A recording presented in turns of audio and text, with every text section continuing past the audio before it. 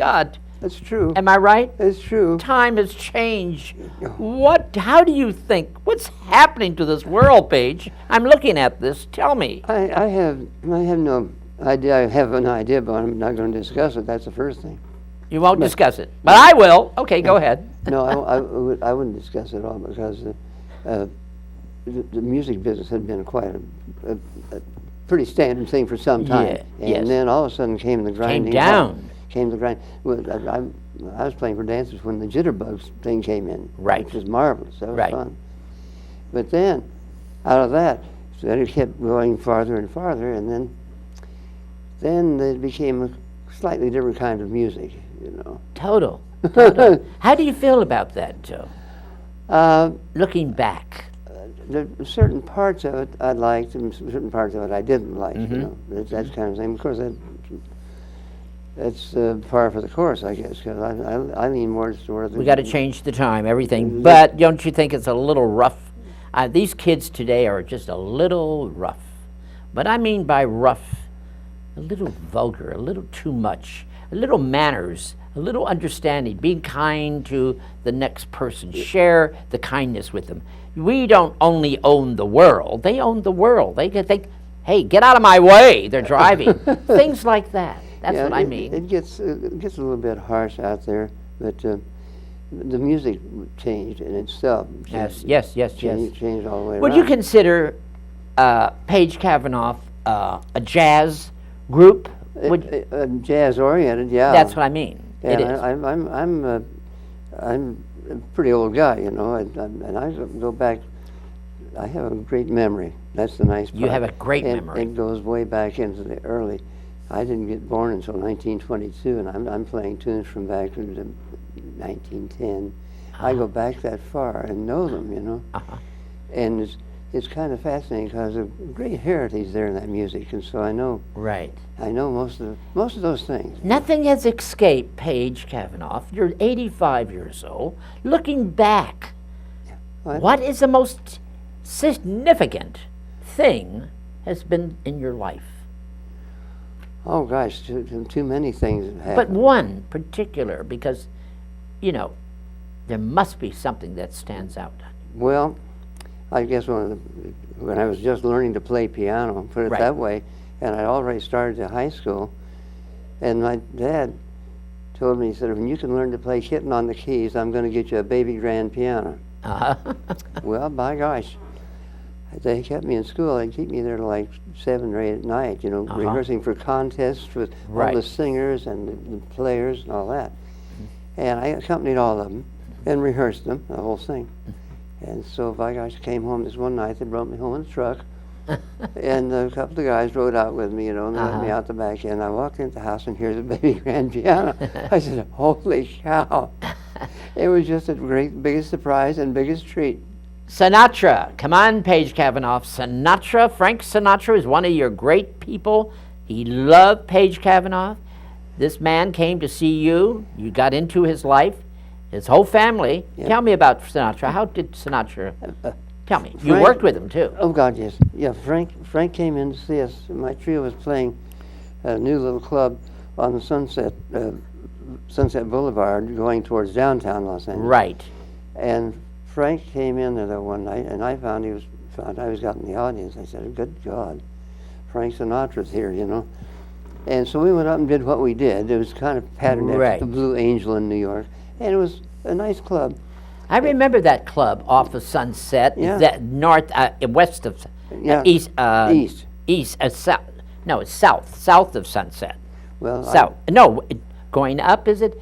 There was a theater there. Merv Griffith used to have a theater. Carroll's Theater. Earl Carroll's was around the corner. Around the corner of the street, yeah. So it's still on Sunset. Frankie Lane worked the club. This was originally, I forget the name of the darn thing. I'm trying to think myself, because I remember it. They used to have a chic little room. They had a great restaurant below. Right. And then upstairs where they put our club was called Le Bocage. Right. And it did very well. We did it was a nice club. So Sinatra used to come in there? Well, he came in, and I'd never met him. Didn't know he was there. And my manager, Bullis Durgam, who was a demon, boy, he was great. And he said, Paige, come here, I want you to meet somebody. He says, say hello to Frank Sinatra. Frank, this is my piano player, bass guy. I said, oh my God, here I'm meeting Frank Sinatra.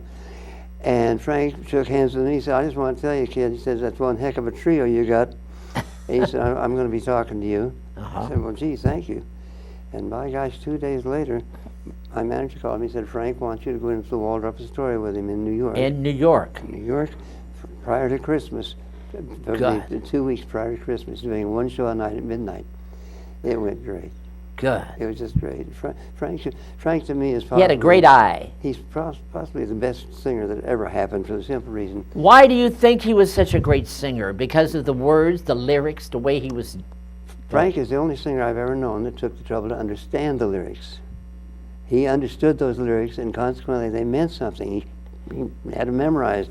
He sang to the lyrics. Yes, yes. And he sang to the lyrics. He was really interesting. Just marvelous. And his intonation was perfect. Yes. He sang great, and he had a nice little comfortable sense of humor when he's working on stage, you know. And he was just. I was scared to death because now all of a sudden I get this book there and he's throwing me things like doing the score from Porgy and Bess, 5 or 6 songs from him. Wow. And there's a soliloquy from Carousel, which is not an easy little thing at all. No. By gosh, it worked out. And I just... And you also came back to Hollywood at Cyril's, which is the Comedy Store now on Sunset. Yeah. You worked that. Yeah, for that tough man. What's his name? Herman Hoover. Hoover. God, was he a tough man. We had we were allowed 2 shows a night, 10 o'clock and at midnight. At 10 o'clock you could play 10 minutes, and at midnight you could play 12 minutes and get out of there. That was the floor show. That was. Why do you think that he did that? Only 10 minutes. Allowed 10 and 10 and. Oh, I think he had a severe case of pomposity. He wanted the supper club. He had 2 bands going in there, and they'd play, and then we got our 10 minutes and our 12 minutes, which was the part, it's not very exciting. I saw Dean Martin, Jerry Lewis in that room. I saw Peter Lynn Hayes and Mary Healy. Sure. I've seen the best. And down the street at McComble's, Eartha Kitt was that room. Remember Eartha Kitt? She's a great lady. I've interviewed her several times. You have this song, The Three Bears. Tell me about The Three Bears. Sure. It was a good record for me. Big record. It was a big record for us with RCA Victor. Right. And that's in the days of 78 for people who come later. 78 went that fast. And so we go to the studio to record for RCA Victor. My A&R man was Walt Hebner, a nice man. And we wanted us to sing this thing, and that was where the party became fairly interesting because we hadn't been doing much singing. And so, my gosh, we started this thing, and I can't tell you how many times we recorded The Three Bears. It was just terrible. It just was bad. Just was bad. And so finally Walt came out and said, I don't know what I'm going to do with you guys. He said, in the first place, you can't sing. And the second place is you're going to have to learn to sing, and it's going to be right now. So he's got his engineer out. He says, I want a mic right in Page's face, a mic in the guitar player's face, a mic right in the bass player's face, and we're going to see what we get. He says, okay. So he got us all mic'd up. He says, just let me have a little bit. He says, okay, this is fine. Let's do a take. And so we did the take on The Three Bears. He came out of the booth, came down and says, we have a record. You got a record. He said the sound, as they said, the sound, because he said, I just want you guys to just barely whisper it. And so, my gosh, we did. It became a hit. It became a big record. Is it in this album right here? In this one, the Page Cavanaugh, the Return of Elegance, or is this a new complete? I don't think Three Bears is in No, there. it isn't. No, I'm glancing right through it. Yeah, because we're getting ready. Tell me, Page, what has, looking back, the hardest? Well, had a good time in your life? Oh gosh, yes. 85 years old. Oh gosh, I've had a marvelous time. Yeah, writing a book. I've had darn right. We're getting into that right now. Get in it right now. You got to do it right at that. That's exactly. The only way to do it is get a tape recorder, talk into it, and let somebody type it up, Paige. I've said because I've had a very interesting life, and an awful lot of laughs have been in here. Like share one of those laughs. Share one of those laughs to me right now. Oh, please. I have to think offhand. Any good laughs? I'm going to go back to the Three Bears for a little story. Yes, please. Bobby Troop had two little daughters, he and Cynthia, Ronnie and Cindy, Cynthia and Ronnie. And Cynthia would bother Bobby all day long because he played piano. He'd say, Daddy, tell me the story of the Three Bears. And so he'd sit down and he'd tell her the story. And finally he got so irritated about it, he said, I wonder if I can put this thing to music, just write a whole song about the Three Bears.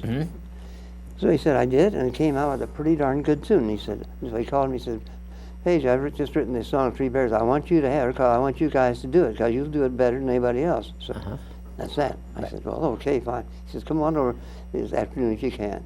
Okay, that's all done. Then I got the tail end of the story after the fact. He had his two little girls there, but Ronnie was the one that was always asking for the Three Bears. Right. So she'd come in, it could be 5, 6 times a day. She wanted to hear the story about him tell the story, not sing it. He says, come here, sweetheart. Daddy's written a new song. Get up here. Daddy's. And so she climbed up on the piano bench. He says, now listen to this, Ronnie. He said, Daddy wrote it for you. And with that, he sang the whole thing of Three Bears. Halfway through, she just got up and walked away and never asked for it ever again. And he was telling the story about it. I said, well, I'm glad you have such a power over your kids. He said, she didn't want to ever hear that thing again. I said, well, that's a kind of an interesting little story. And so I finally made the round, you know, so I started telling the story. Right. But, yeah, that was the whole thing. And the kids, his kids, they weren't like... You're married? We're married? Not if I can help it. Never been married? I've been very successful. Never been married? No, a couple of them died. Really? Oh, you have been married. Oh, okay. You have been married. A couple of them died on the way. Any children?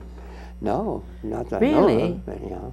Paige Cavanaugh, you're sitting, no children. How wonderful. Well, it's just... So you've had a good time in your life, Mr. Paige Cavanaugh. I've had a marvelous time. I really have, you know. I've had some nice relationships. I love... good.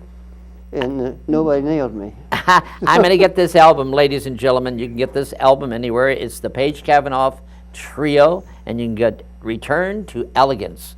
That's what America needs, return to elegance.